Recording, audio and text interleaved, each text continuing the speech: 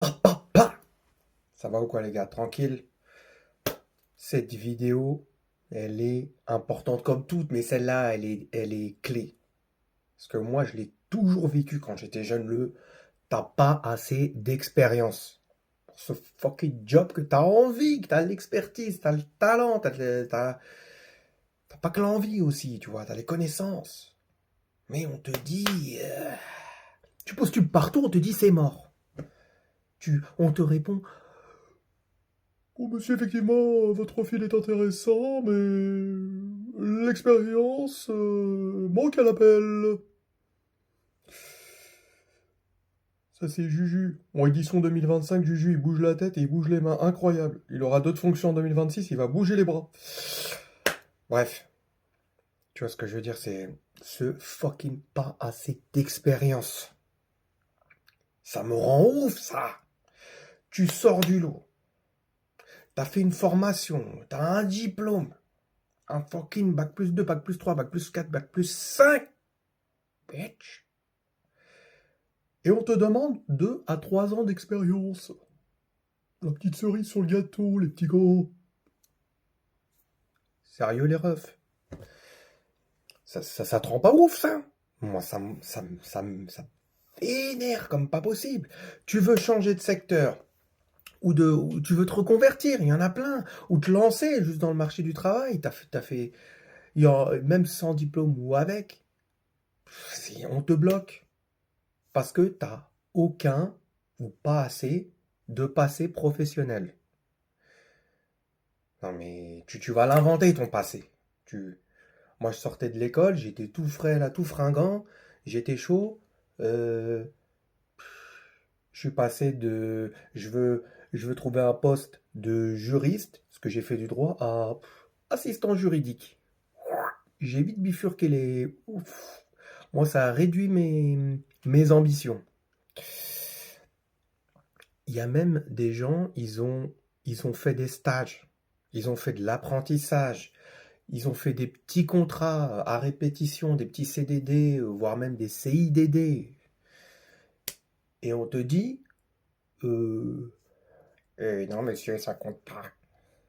Bah oui, ça, c'est pas un CDI, hein.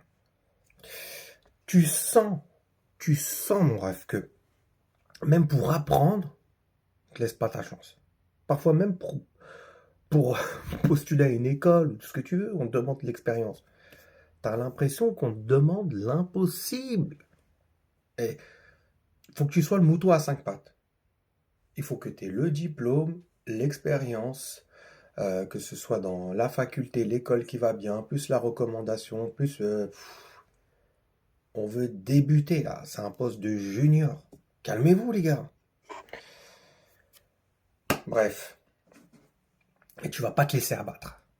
Pourquoi? Parce que Bibi l'insider, il est là. Il va te donner des tips du turfu. Premier tips, il y a énormément d'offres, pour pas dire la majorité. Pour pas faire de généralité, monsieur. Mais non, je demande pas ça à tout le monde, presque à tout le monde. À part les gens qui ont 10 ans d'expérience, ils sont bienvenus sur ce poste de 3 à 5 ans d'expérience requise. Mais il y a beaucoup d'offres qui sont rédigées dans l'optique d'avoir un client idéal, un candidat idéal, si tu vois ce que je veux dire. C'est des profils idéaux qui sont pas réels en fait. Et qui sort de l'école et a 3 à 5 ans d'expérience? Ça n'existe pas sans apprentissage, sans stage ou quoi que ce soit. Ça n'existe pas du tout. Même les gens déjà en poste, où une boîte va chercher un poste similaire pour, voilà, pour enrichir l'équipe, et ils veulent des personnes en plus dans tel ou tel département, telle ou telle équipe, même des personnes en poste, ils n'ont pas cette expérience-là, mon ref. C'est, c'est pas normal. Le pas assez d'expérience, il est souvent, voire toujours, un prétexte. Pour en fait, tu fais un préfiltre et t'élimines vite la majorité des candidatures potentielles qui pourraient ne pas t'intéresser. Parce que les entreprises, ils veulent l'impossible. Voilà, ils veulent ce qu'ils ne, elles veulent, pardon, ce qu'elles peuvent pas avoir. Voilà. C'est, mais toi, tu peux inverser le rapport de force. Il y a t'as des facteurs, des leviers qui vont te permettre de le faire. Tu vois? Il y a il y a certaines entreprises qui ont aucune vraie stratégie, en fait, d'intégration des profils débutants, des profils juniors.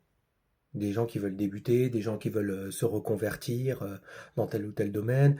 Elles attendent en fait que tu sois prêt avec l'expérience, déjà en mode pré-senior, tu vois, day one. Le premier jour.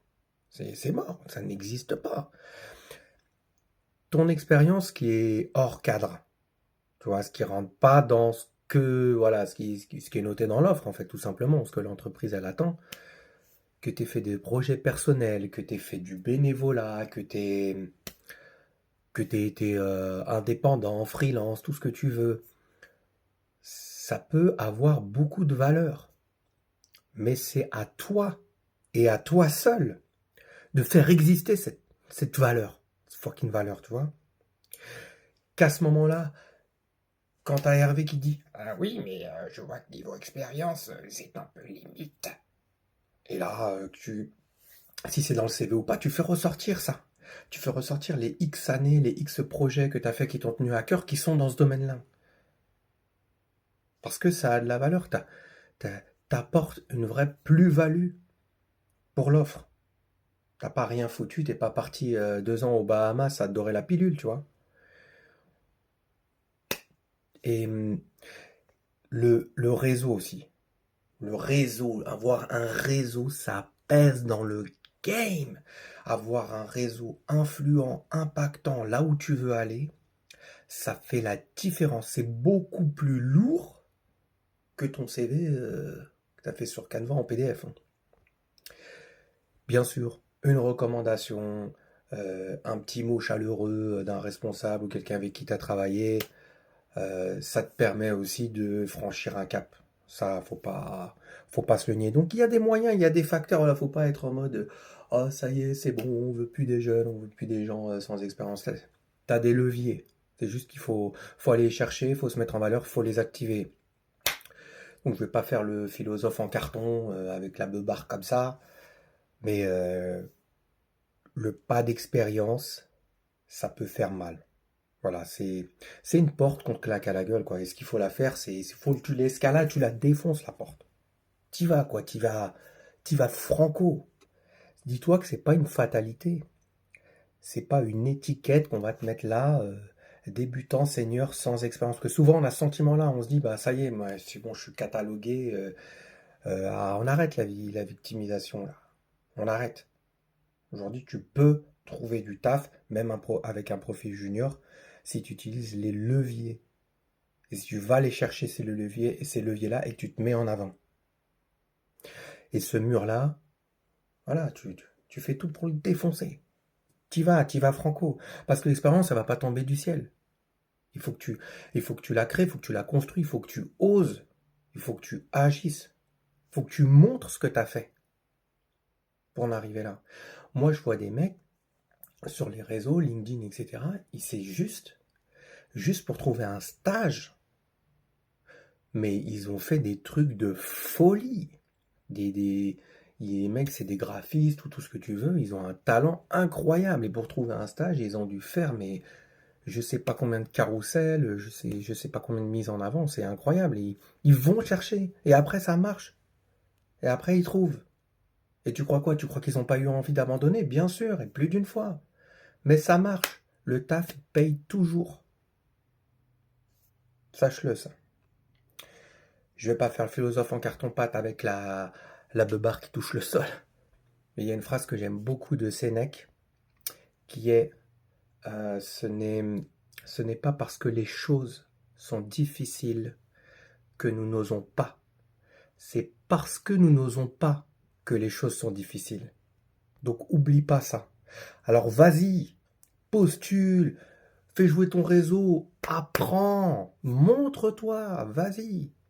Parce que tôt ou tard, quelqu'un te verra pas comme le mec avec l'étiquette pas d'expérience, mais il va te recruter juste parce que tu as ce qu'il faut pour le job. Parce que tu es parti aller chercher la valeur et tu l'as la valeur. Allez la famille.